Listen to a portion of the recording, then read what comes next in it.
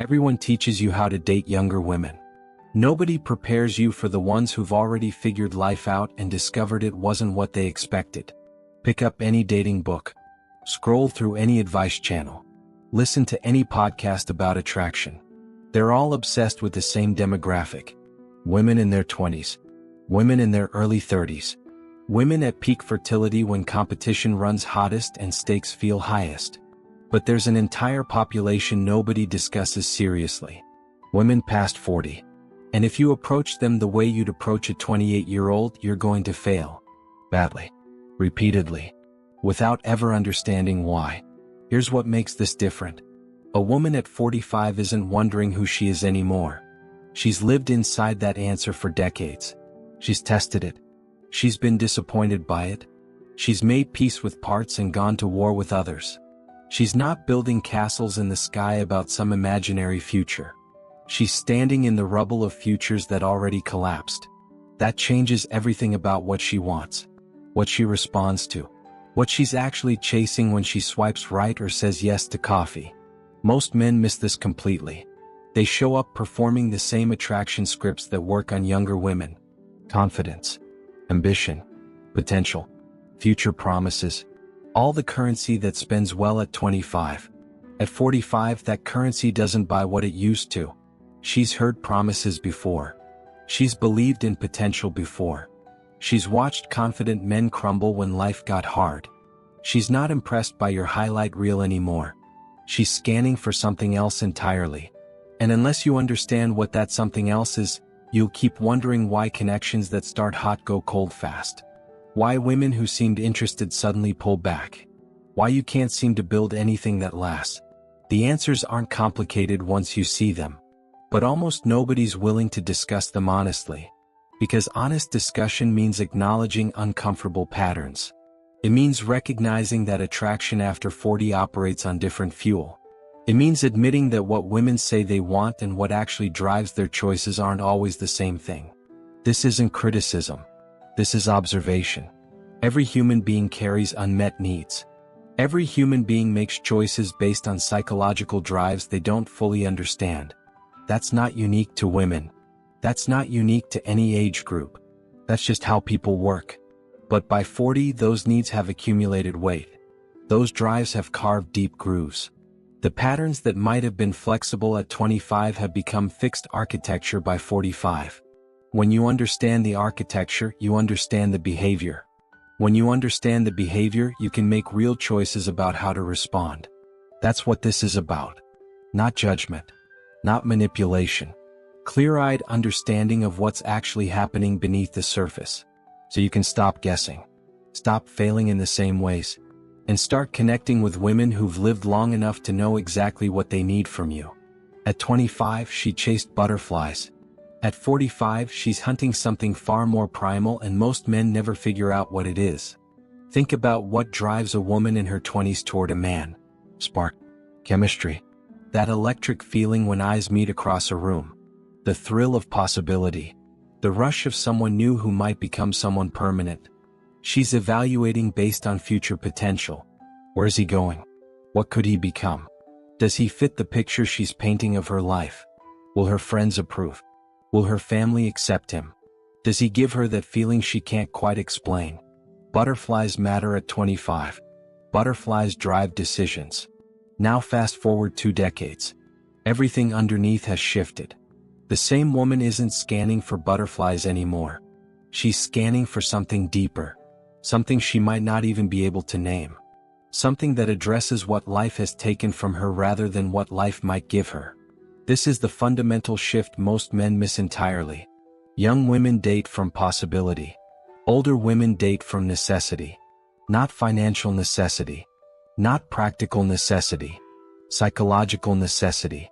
The accumulated weight of decades presses down on every romantic decision she makes now.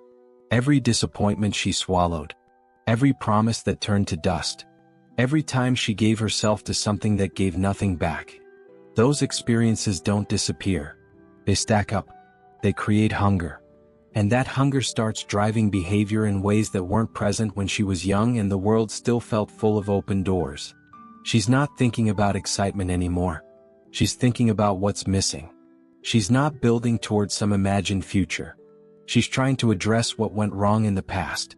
This makes her motivations completely different. When a 25-year-old feels attracted, she's responding to possibility. When a 45-year-old feels attracted, she's often responding to lack.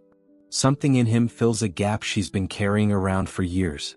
Something in his presence addresses a wound that never fully healed.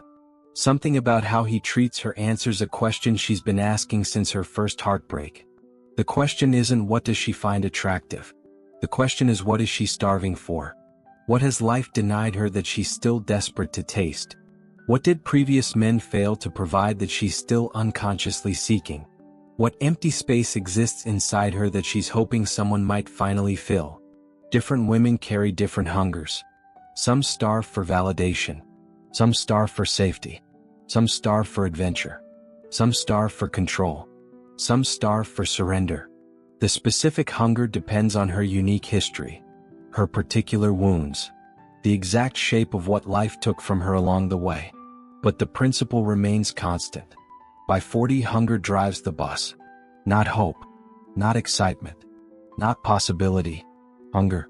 And until you learn to recognize what specific hunger you're dealing with, you'll keep offering the wrong meal to a woman who's starving for something else entirely. She used to walk into rooms and feel the atmosphere shift. Now she walks in wondering if anyone noticed. This desperation shapes everything she does next. Remember what it felt like being young and desired. Attention arrived without effort. Compliments flowed freely. Heads turned automatically when she passed. Men approached without invitation. Doors opened simply because she existed. Her appearance was currency, and she was wealthy beyond measure. Nobody explained this was a loan, not a gift. Nobody mentioned the repayment schedule. Time collects what it gave, slowly at first, then faster than anyone expects. The attention starts thinning around 35. By 45, the difference becomes impossible to ignore. She walks into rooms now and feels invisible. The atmosphere doesn't shift anymore. Younger women absorb the attention she once owned. Men's eyes slide past her toward fresher faces. The automatic validation that once defined her daily experience has dried up. This triggers something profound.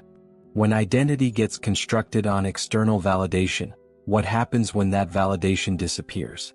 When confidence comes from being desired, what remains when desire becomes scarce? When worth gets measured by turned heads, what's left when heads stop turning? Crisis. Quiet, internal, devastating crisis. She's not just missing attention. She's missing proof that she still matters. She's missing evidence that time hasn't stolen everything valuable about her. She's missing confirmation that she exists in the way she used to exist. This woman isn't chasing love. She's chasing verification. Every compliment becomes a lifeline. Every admiring glance becomes oxygen. Every man who notices her becomes proof that she hasn't disappeared entirely. Watch how she responds when you praise her. Surface compliments about beauty might backfire. She's already comparing herself to her younger self. Telling her she's beautiful might remind her she was more beautiful before. But praise her mind, her taste, her sophistication, her wisdom, her perspective. These land differently. These suggest value that isn't evaporating. Notice how she behaves around younger women. The comparison never stops. She's measuring constantly. Evaluating where she stands against competition she knows she's losing to. Watch her on social media.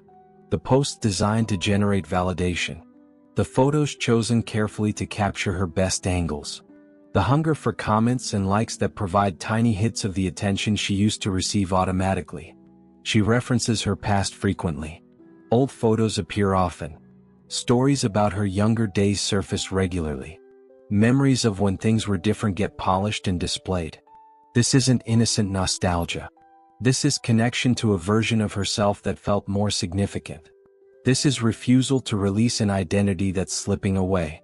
She'll bond quickly with any man who consistently provides what she's missing. Not because she loves him. Because he's proving something she desperately needs proven. That she still has value. That she still deserves desire. That time hasn't won yet. She doesn't need flowers. She doesn't need romance. She needs to finally exhale. And whoever lets her do that owns her heart until she can breathe on her own again. Some women arrive at 40 carrying invisible weight that would crush most people. Betrayal leaves marks you can't see. Abandonment carves holes that don't close. Repeated disappointment builds walls brick by brick until the fortress becomes permanent. This woman has been through wars. Maybe a husband walked out for someone younger. Maybe she discovered lies that unraveled everything she believed. Maybe she gave years to a man who took everything and left nothing behind. Maybe the pattern repeated so many times she lost count. Each wound layered on top of the last. Each disappointment confirming what the previous one suggested. Men cannot be trusted. Love is not safe. Opening up leads to devastation. Now she moves through life in permanent defense mode. Hypervigilant. Guarded. Waiting for the next blow that experience taught her is always coming. She's not looking for excitement. Excitement feels dangerous. She's not looking for passion. Passion burned her before. She's looking for one thing only. Sanctuary. Someone who feels solid when everything else feels shaky. Someone who shows up when others disappeared. Someone whose presence calms her nervous system instead of activating it. She's not scanning for attractive. She's scanning for safe. This changes everything about how she attaches. Speed becomes the first warning sign. She commits before she knows you. She invests before evidence justifies investment. She bonds with intensity that feels flattering but should concern you. She's not falling in love. She's falling into relief. The exhaustion of constant vigilance finally lifting. The weight of perpetual fear finally lightening. The desperate need for shelter finally being met. Relief feels like love when you've been suffering long enough. Safety feels like passion when danger has been your constant companion. She doesn't recognize the difference. She genuinely believes what she feels is love. She'd argue with anyone who suggested otherwise. Her emotions are real and intense and completely convincing. But they're built on need, not connection. Built on what you represent, not who you are. Built on the sanctuary you provide, not the person providing it. This creates a ticking clock neither of you can see. Early days feel extraordinary. Her devotion seems limitless. Her presence feels complete. Her appreciation fills every room you share together. But she's not appreciating you. She's appreciating safety. And safety has diminishing returns. Once her nervous system recalibrates. Once she stops waking up afraid. Once the wounds scab over enough that survival isn't the primary focus. The gratitude that resembled passion starts looking different. The relief that felt like love starts feeling like something less. She heals enough to see clearly. And clarity reveals she attached to rescue, not romance. She's been rehearsing for the real performance her entire existence. 40 years in, she's still waiting for the curtain to rise. And everyone she meets is just another understudy. Some women spend decades in a holding pattern they never recognize. Life feels temporary. Provisional. Like a rough draft waiting for final edits that never arrive. The job is just for now. The apartment is just for now. The relationship is just for now. Everything is placeholder until the real thing shows up. She's convinced something transformative is coming. A man who changes everything. An opportunity that unlocks hidden doors. An experience that finally makes existence feel authentic and alive. She's been waiting since her 20s. She's still waiting at 45. The waiting has become invisible to her. So ingrained she doesn't notice it running underneath every decision she makes. She enters relationships already looking past them. You're nice. You're fine. You're acceptable for the moment. But you're not the thing she's really waiting for. You're a seat filler until the main attraction arrives. This makes her emotionally unavailable in ways that aren't obvious. She's present in body, engaged in conversation, going through the motions of connection. But part of her attention is always elsewhere, scanning the horizon, monitoring for possibilities, keeping one eye on escape routes in case something better materializes. She's drawn to novelty like oxygen. New places, new experiences, new philosophies, new men who represent fresh potential. Not because she's genuinely adventurous. Because novelty feeds the fantasy that change is still possible. That the waiting might finally be ending. that this new thing might be the thing. The excitement never lasts. Novelty becomes familiarity. The new becomes ordinary. The promising becomes disappointing. And she starts scanning again. The pattern repeats endlessly. Fantasy always outperforms reality for her.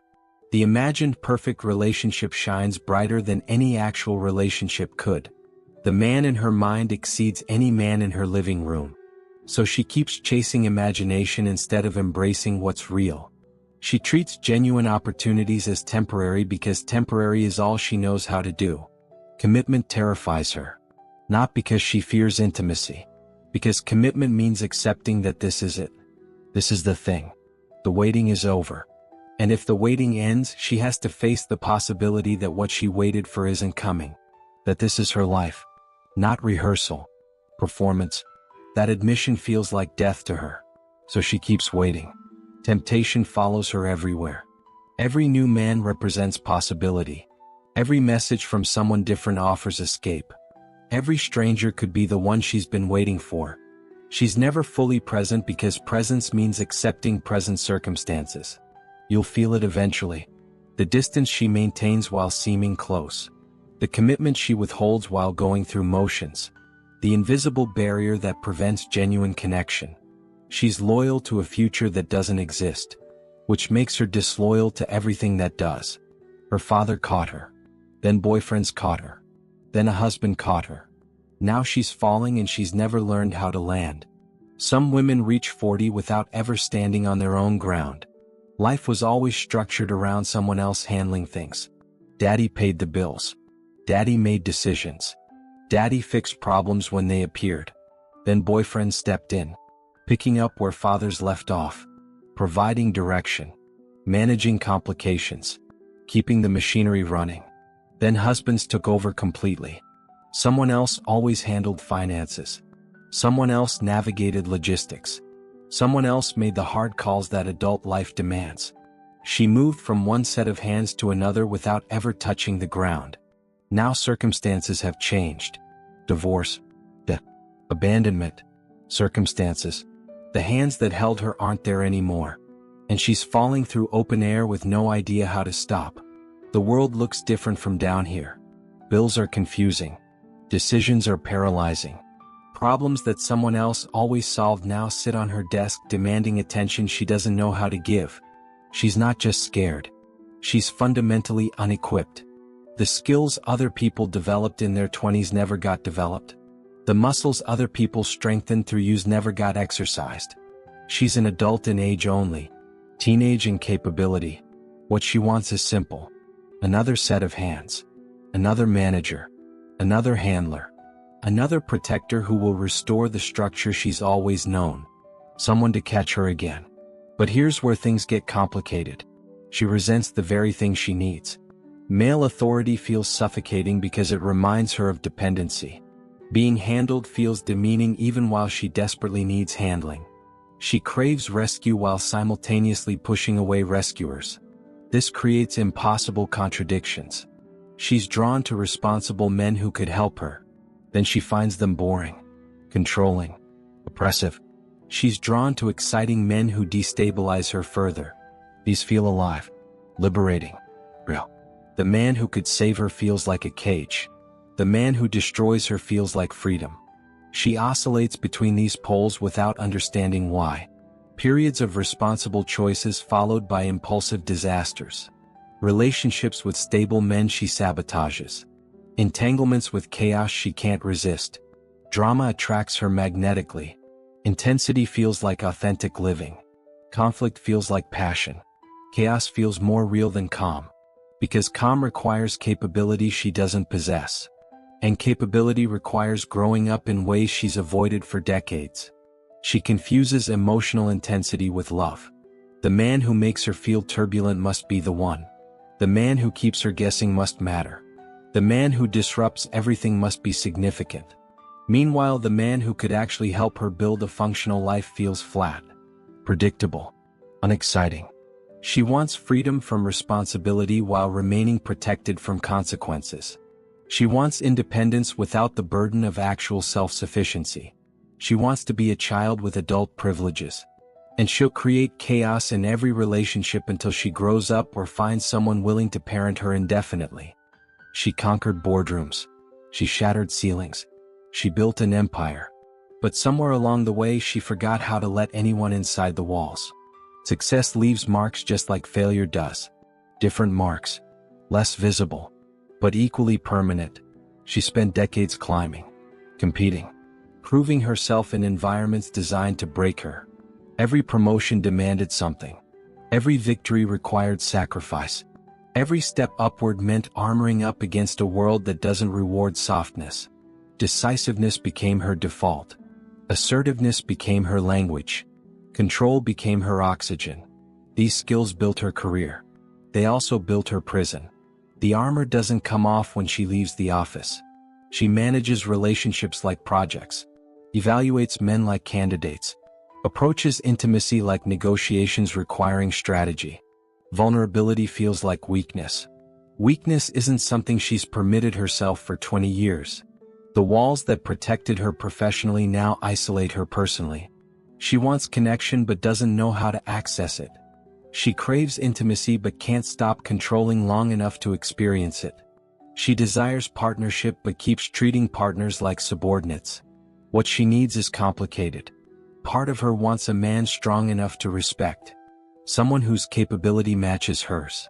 Someone who doesn't crumble under her intensity. Another part of her can't tolerate not being in charge. She wants to surrender but fights surrender when it's offered.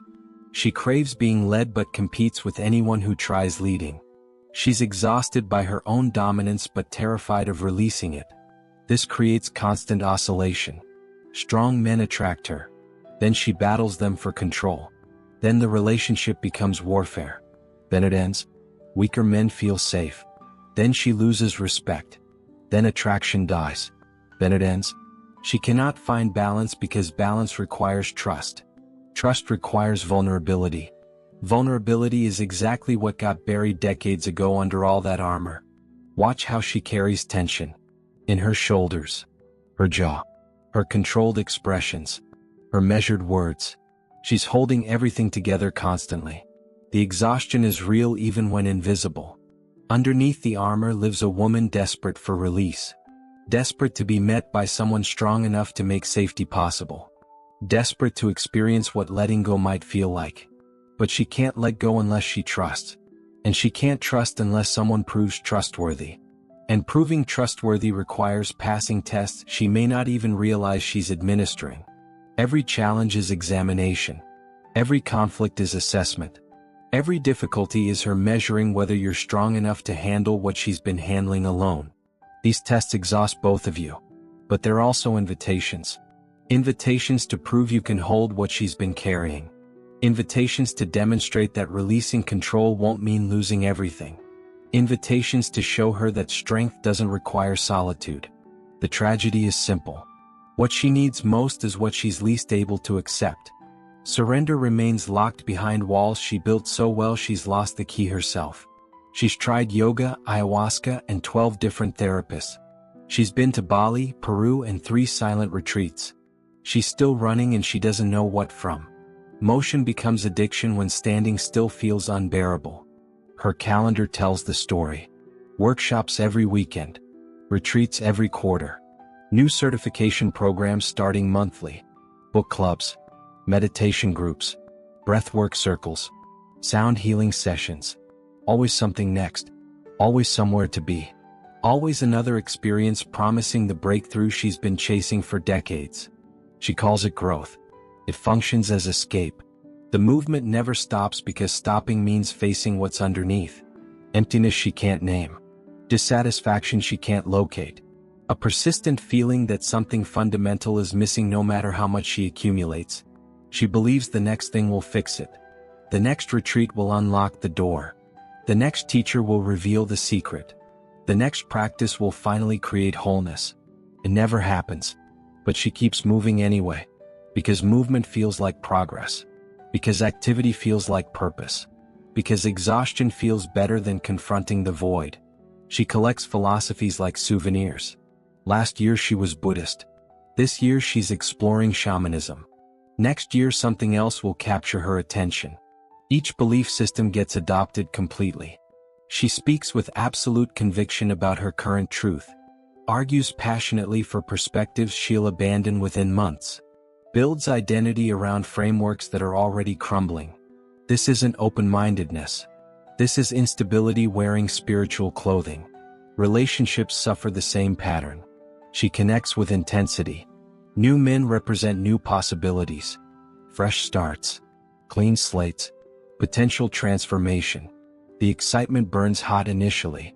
You match her current enthusiasm. You validate her current beliefs. You represent something her previous situation didn't offer. Then familiarity arrives. The newness fades. The excitement diminishes. The magic that felt so real starts looking ordinary. She gets restless. Boredom creeps in wearing disappointment's mask. And she starts scanning for the next possibility. She mistakes chaos for depth. Emotional volatility feels more real than stability. Conflict feels more meaningful than peace. Turbulence feels more alive than calm. Stable men bore her. Consistent situations feel stagnant. Anything predictable becomes suffocating. She craves intensity because intensity distracts. From what she's avoiding. From what she refuses to face.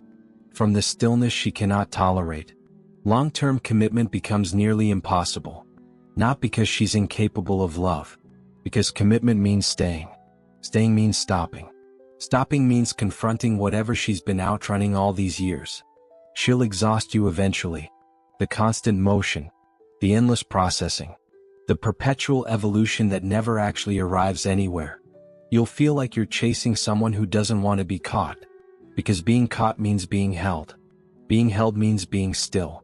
Being still means facing the truth she's been avoiding. That running never leads anywhere. That searching never finds anything. That she's been fleeing from herself this entire time. And herself is the only destination that matters. This isn't about manipulation. This isn't about exploitation. This is about finally understanding what's actually happening so you can decide what you actually want. Every woman described in these chapters shares one common thread. Something missing. Something absent that drives every romantic decision she makes. The proof seeker lacks evidence she still matters. The sanctuary seeker lacks safety she once lost. The transformation seeker lacks life that feels authentic. The perpetual dependent lacks capability she never built. The career dominant lacks permission to release control. The perpetual searcher lacks identity solid enough to stand on. Different women. Different histories. Different wounds. Same underlying engine. Absence drives behavior. This isn't unique to women. This isn't criticism. This isn't judgment. Every human being walks around with unmet needs shaping choices they barely understand. That's just how people operate. But here's why 40 matters specifically. Time compounds everything. Minor tendencies at 25 become defining features by 45. Small wounds become permanent scars. Temporary patterns become fixed architecture. The lacks have accumulated weight. The compensations have hardened into habit. The behaviors have become automatic. Understanding this changes everything about how you approach dating. You stop asking what attracts her. You start asking what's missing. You stop performing attraction scripts. You start recognizing psychological needs. You stop guessing why connections fail. You start seeing the mechanisms underneath. The woman chasing validation will bond with whoever provides consistent proof of worth. The woman seeking sanctuary will attach to whoever represents safety. The woman recovering status will fall for whoever symbolizes restoration. These attachments feel like love. They function as need-finding supply. The distinction matters enormously. Need-based attachment burns hot initially.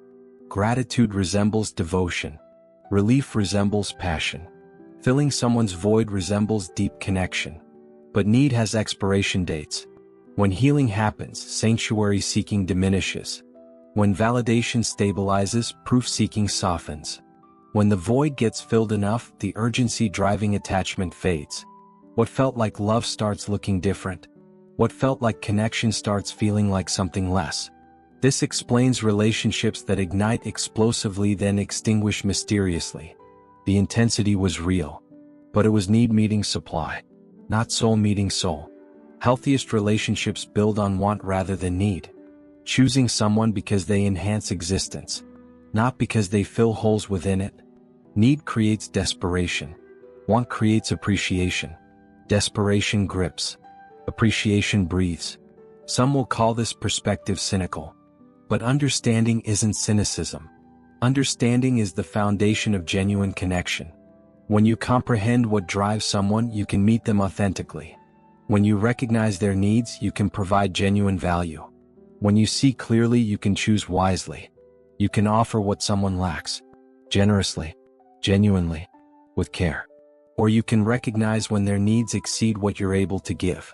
Either way, you're operating from clarity, not confusion, not frustration, not endless guessing about behavior that makes no sense. Understanding makes sense of everything, and sense is where real connection begins. Understanding makes sense of everything, and sense is where real connection begins. That's what separates men who struggle endlessly from men who build something real. Not tricks, not tactics, not manipulation. Clear-eyed awareness of what's actually happening beneath the surface. When you understand needs, you stop taking things personally. When you recognize patterns, you stop repeating mistakes. When you see clearly, you choose wisely. Every woman you meet carries invisible architecture, built from decades of experience, shaped by wounds and victories, driven by hungers she might not even recognize herself. Your job isn't to judge that architecture. Your job is to understand it, then decide whether you can work with it, whether you can provide what she genuinely needs, whether building together makes sense for both of you. Some connections will reveal themselves as incompatible. That's not failure. That's clarity saving you years of confusion. Some connections will reveal themselves as deeply possible. That's not luck. That's understanding creating opportunity. The knowledge shared here isn't meant to harden you. It's meant to open your eyes. So you stop wandering blindly through relationships. So you stop wondering why things keep falling apart. So you start building with intention instead of hoping for accidents. Women over 40 aren't mysteries. They're humans carrying accumulated experience. Just like you. Just like everyone. The question is whether you're willing to understand. Whether you're ready to see what's really there. Whether you're prepared to engage with reality instead of fantasy. If you've made it this far, something here resonated. Something told you this perspective matters. Something suggested that understanding changes everything. Trust that instinct. This is just the beginning. There's more to learn. More patterns to recognize. More clarity to gain. More ways to build connections that actually last. If this opens something in your thinking, don't let the insight fade. Subscribe now so you catch what comes next. Hit that button before you click away. Because the men who keep learning are the men who stop struggling. And struggling is no way to spend the years you have left. Subscribe. Stay aware. Keep building. The understanding you gain here will serve you for the rest of your life.